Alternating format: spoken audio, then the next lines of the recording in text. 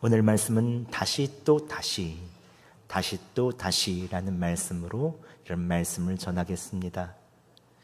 그러면 하나님은 살아계십니다. 살아계신 하나님께서는 언제나 우리들에게 복을 주기를 원하시죠. 많은 복들이 있지만 복 중에 큰 복은 감사하는 복입니다. 범사에 감사할 때 우리 삶에 있어서의 하나님께서 주시는 은혜와 기쁨이 넘치죠. 오늘 예배를 통해서 하나님께서 여러분에게 감사의 복을 주시기를 예수 그리스도의 이름으로 축원합니다. 이삭과 리브가는 지난주까지 하나님의 말씀에 순종해서 그랄 땅에 머무릅니다. 흉년에도 불구하고 자기의 소중한 아내를 뺏길 위기에도 불구하고 하나님의 말씀에 순종하여 그랄 땅에 머무릅니다. 이삭이 그의 농사했을 때 하나님의 말씀에 순종하는 그를 위해서 100배나 소출을 주십니다. 성경에는 하나님께서 그에게 복을 주시니 이삭이 창대하고 왕성하여 마침내 거부가 되었다고 말합니다. 성경에서에 있는 거부란 말은 여기밖에 나오지 않습니다. 단순한 부자가 아니라 한 지역을 넘어서 한 나라에 있는 영향력을 미치는 귀한 사람이었음을 우리는 짐작할 수 있습니다. 성경에서는 그의 양과 소는 수많은 떼를 이루고 종들은 힘이 많아서 셀 수 없을 정도였다고 말합니다. 즉 하나님께서 순종하는 그에게 많은 재산과 또 영향력을 그에게 허락하여 주신 것입니다. 그런데 거부가 된 이삭에게 문제가 생깁니다. 그때부터 그는 왕의 시기와 질투를 받습니다.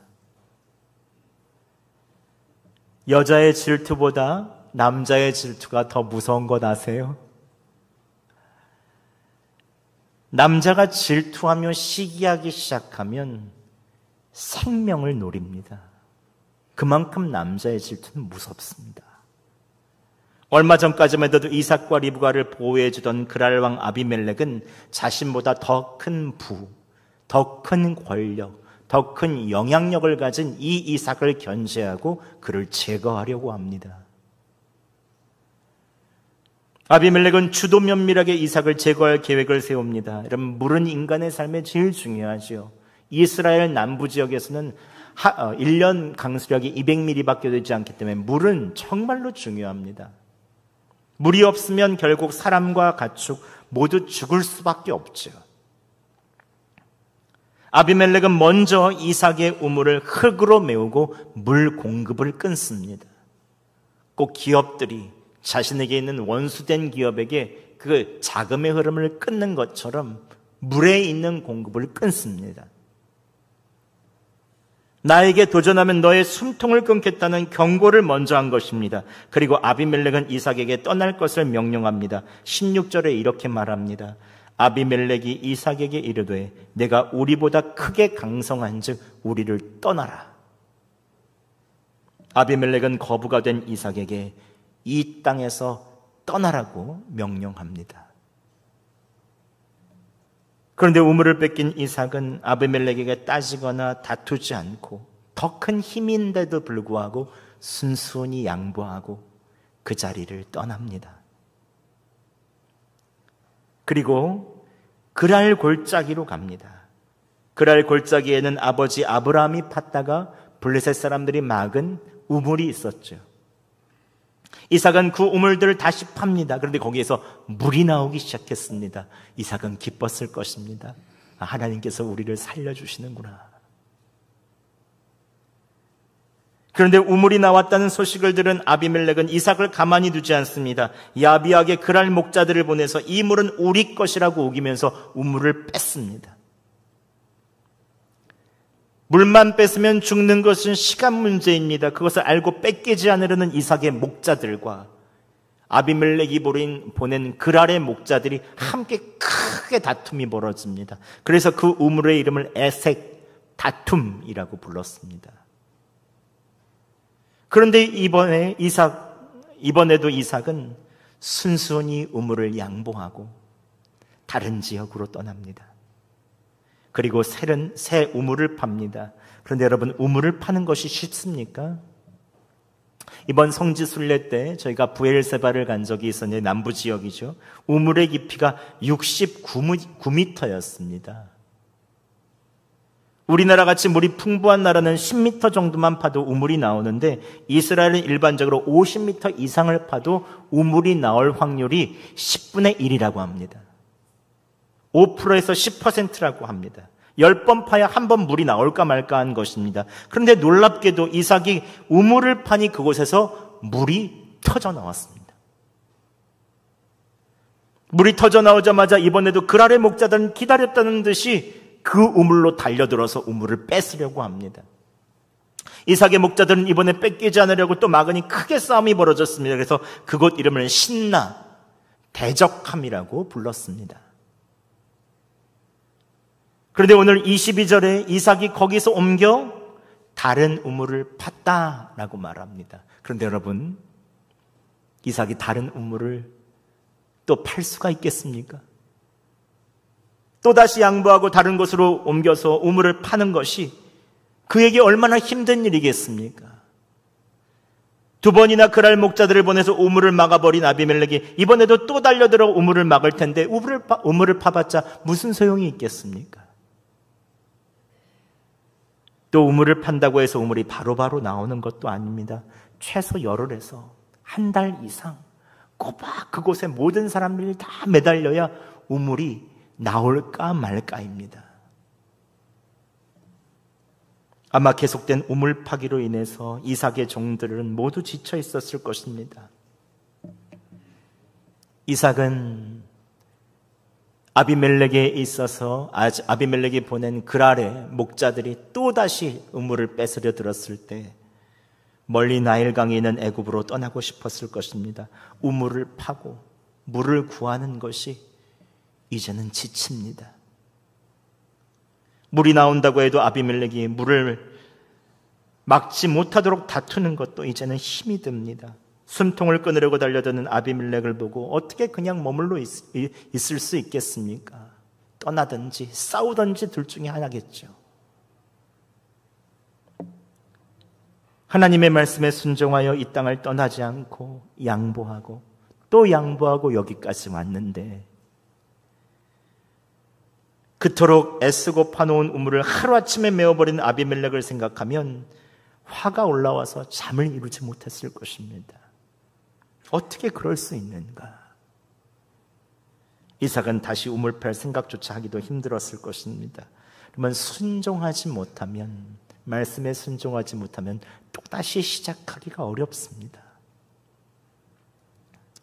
그런데 오늘 그럼에도 불구하고 하나님께서 이삭이 하나님의 말씀에 순종하여 또다시 우물을 파괴하십니다. 아비멜렉이 또다시 우물을 메워 죽을 위기를 맞이할지라도,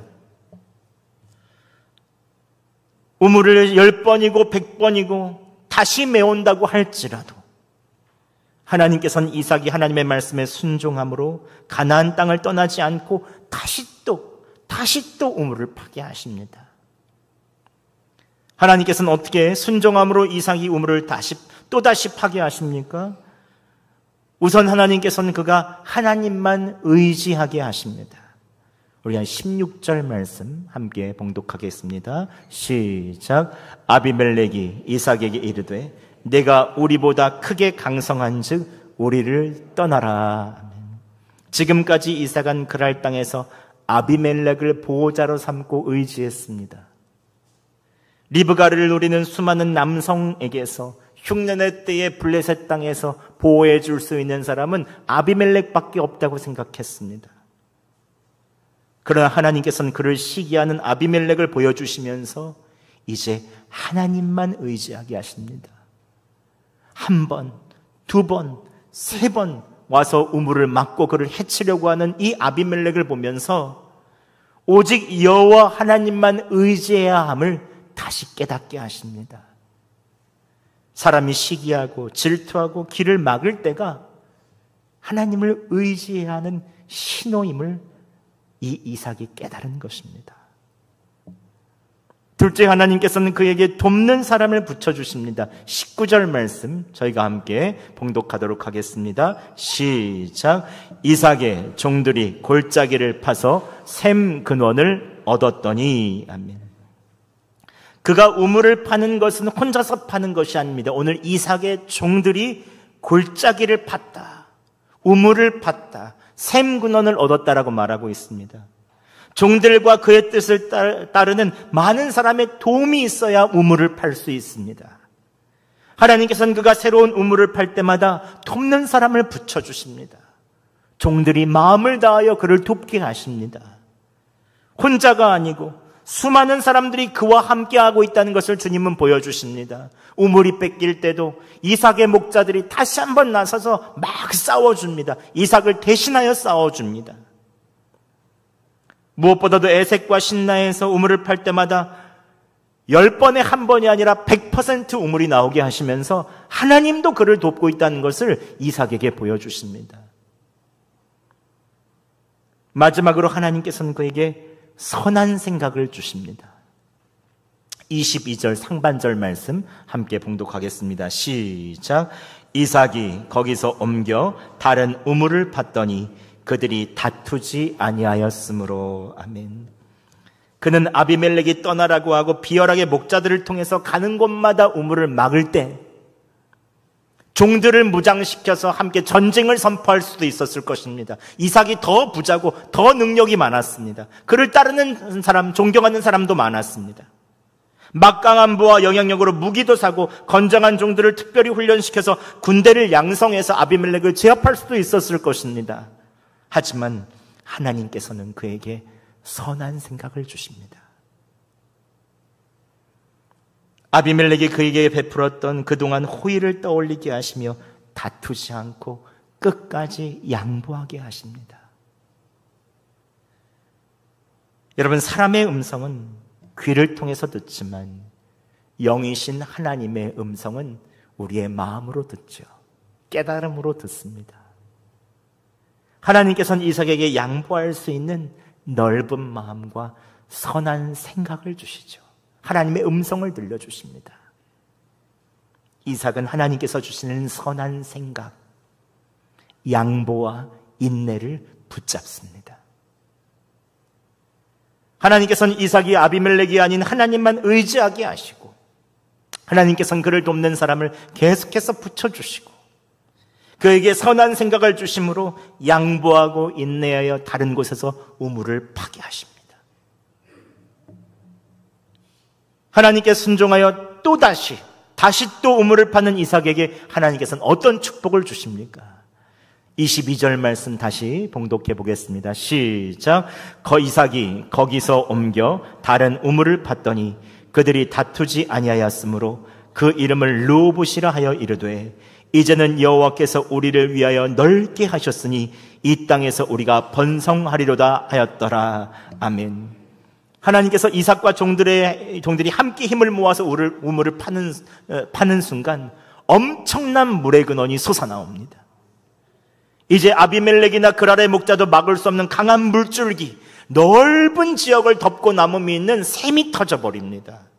그래서 왕인 아비멜렉과 그랄의 목자들도 막으려고 해도 막을 수가 없었습니다. 그래서 그 우물의 이름을 르호봇, 장소가 넓다, 막을 수 없는 하나님의 큰 샘을 이제 터뜨려 주십니다. 양보하고 인내하는 그에게 하나님께서 온 땅을 적시고도 남는 넓은 지역의 샘을 주신 것입니다. 여러분, 하나님께서 일하시면 사람이 막을 수 없습니다. 하나님이 터뜨리시면 사람이 어찌할 수가 없습니다. 말씀에 순종하여 다시 우물을 파는 이삭을 통해서 알 수 있는 영적인 원리는 무엇입니까? 여러분, 순종이란 다시 또 주님을 바라보며 시작하는 것입니다. 사람들의 방해와 실패, 시기 질투가 있을지라도 다시 또 시작하고 양보하고 인내하며 다시 또 시도하는 것입니다. 순종하지 못하는 사람들은 시도하지 못합니다. 조금 시도해보고 안 될 거야, 또다시 막힐 거야. 질투하고 방해하는 사람들 앞에서 기가 죽고 힘도 잃을 때가 많죠. 하지만 하나님의 말씀에 순종하는 사람들은 끝까지 다시 또 다시 시도합니다. 하나님을 의지하며 끝까지 될 때까지 시도합니다. 하지만 인간의 방법이 아닌 하나님의 선한 방법에 따라 일을 진행하죠. 그러면 하나님께서 그 뜻에 따라서 돕는 사람들을 계속해서 붙여주십니다. 외롭지 않게 하십니다. 이삭은 하나님의 말씀에 순종하며 다시 또 다시 우물을 팝니다. 여러분, 하나님께서 주시는 순종은 하나님을 바라보며 다시 또 다시 시도하고 시작하는 것입니다. 강원도 춘천에서 사는 유동부 씨는 2014년 사업이 7번째 망했습니다. 불우했던 가정 형편으로 중학교 2학년 중퇴 후 춘천에 있는 제과점에 입사해서 제빵 기술을 배우기 시작했는데, 그는 25살에 제과점을 오픈했다가 망한 것을 시작으로 슈퍼마켓, 책 대여점, 우유 대리점, 제과점, 식품 제조업, 베이커리, 카페 등을 차렸다가 줄줄이 망했다고 합니다. 20년 넘게 사업을 실패하면서 그의 잔고에 남은 것은 통장에 36,000원이 전부였습니다. 가족들도 흩어지고 삶의 의욕도 무너지고 집도 사라지고 육체도 너무 힘이 없어서 걸을 힘조차 없었다고 합니다. 이전까지만 해도 돈과 건강한 몸만 있으면 된다고 생각했는데 이제 사업도 가족도 건강도 사라져버리니 어떤 의욕도 생기지 않았습니다. 그런데 그때, 아무것도 의지할 수 없는 그때 교회가 가장 먼저 생각이 났다고 합니다. 10년 전에도 사업이 부도가 났을 때 교인들이 십시일반으로 도와줬던 그 교회, 더 이상 의지할 데가 없으니 이 유동부 씨는 내가 하나님밖에 의지할 데가 없구나 하면서 교회에 있어서 찾아와서 들어가지도 못하고 계집 바깥을 이리저리 보면서 어슬렁어슬렁 거렸다고 합니다. 그때 교회 목사님께서 이것을 보고 그를 반갑게 맞아주시며 하나님을 의지하러 온 그를 위로하고 밥을 사주셨다고 합니다.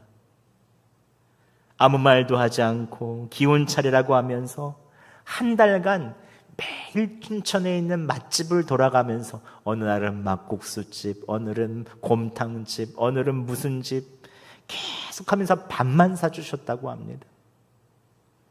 그리고 집사님이 기뻤으면 좋겠다라고 하면서 낙심된 그에게 위로와 용기를 주셨습니다. 그런데 그때 엎친 데 겹친 격으로 한국 체대에 다니는 건강한 아들이 해병대에서 군 생활을 하는 도중 10개월 만에 호흡 곤란 증세가 있어서 수도통합병원을 거쳐 서울대병원에서 검사를 받는데 흉선암이었다고 합니다. 그래서 갑자기 항암 치료와 방사선 치료를 병행하게 되었다고 하지요.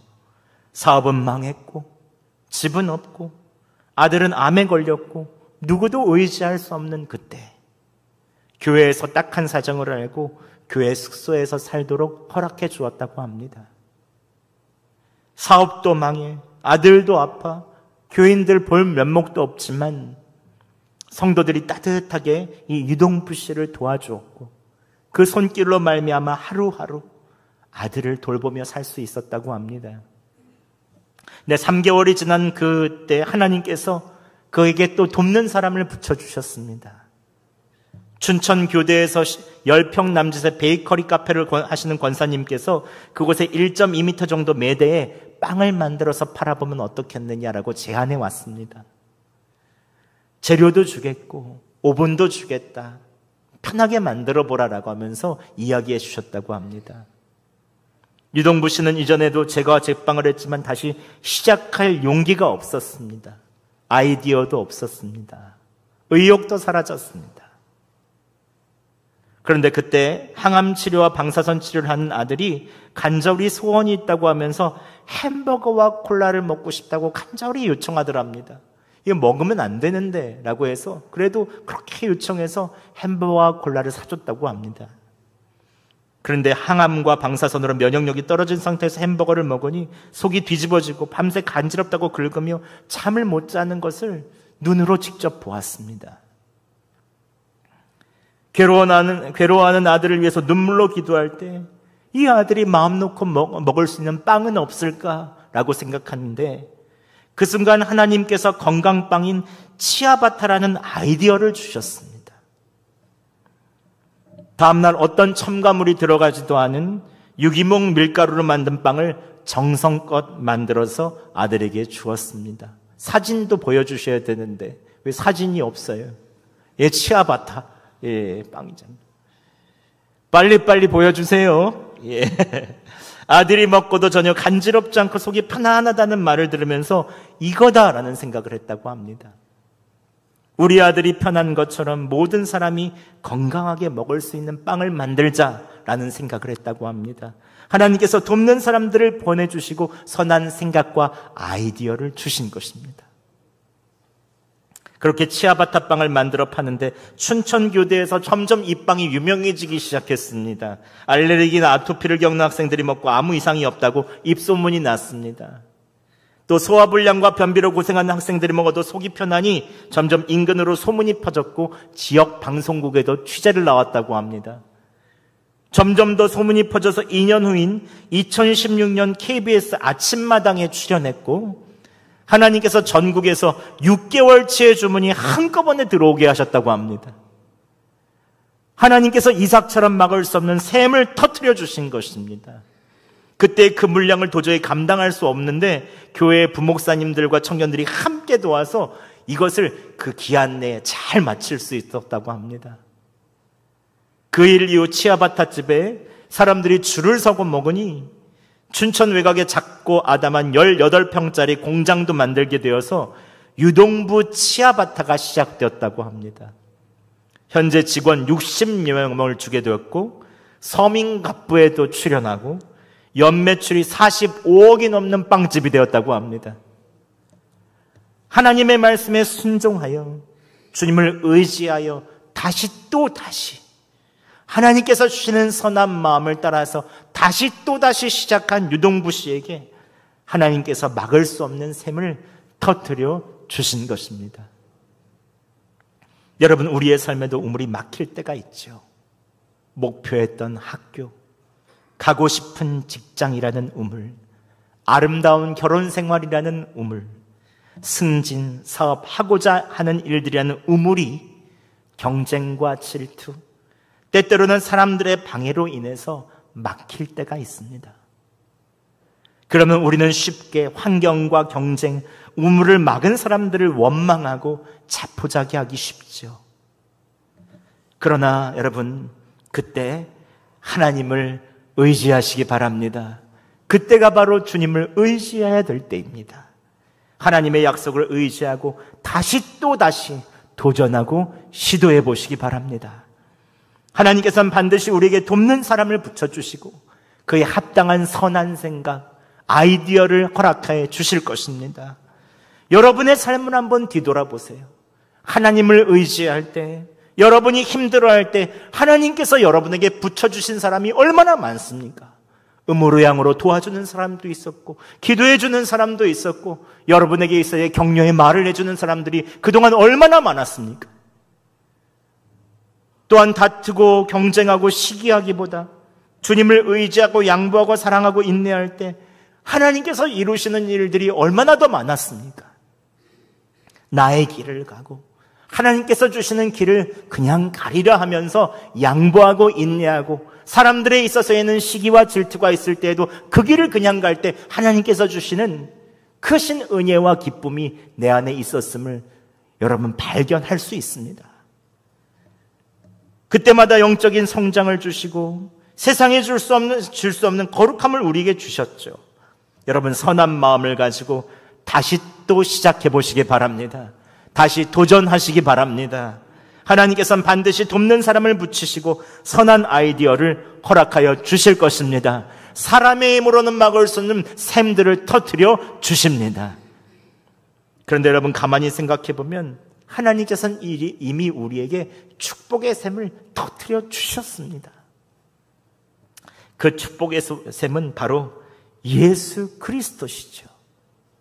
예수님께서는 십자가를 지기 힘드셨지만 기도하시며 결국 십자가를 지시고 어디 가든지 질투하고 미워하는 시기하는 대제사장, 서기관, 바리새인들, 조롱하는 모든 사람들에게 자기 자신을 내어주시며 인내하고 양보하며 십자가에서 이들을 다 안아주셨습니다. 결국 사흘 만에 부활하셔서 모든 절망하는 사람들에게 소망이 있음을 가르쳐 주시죠. 누구도 끊을 수 없고 막을 수 없는 사랑의 샘을 터뜨려 주셔서 힘들고 어렵고 방황하는 사람에게 내가 너의 친구고 내가 너와 함께하며 너를 버리지 않는다고 주님은 끝까지 우리에게 다가와 주셔서 말씀해 주십니다. 누가 그 하나님의 사랑에서 막을 수 있겠습니까? 그 사랑을 누가 끊을 수 있겠습니까? 오늘 말씀 제목은 다시 또 다시입니다. 여러분의 삶을 막는 환경이나 사람이 있습니까? 아비멜렉처럼 시기하고 질투하는 사람이 있습니까? 여러분 의지하는 것 내려놓고 주님을 의지하고 다시 시작해 보시기 바랍니다. 경쟁과 세상의 방법 내려놓고 선한 마음으로 다시 시작해 보시기 바랍니다. 하나님께서 여러분의 삶에 돕는 사람을 붙여주시고 축복의 샘을 터뜨려 주실 것입니다. 이번 한 주 다시 또 다시 주님을 붙잡고 선한 마음으로 나아가는 여러분들에게 하나님께서 용기와 믿음과 그리고 축복의 샘을 열어주실 것입니다.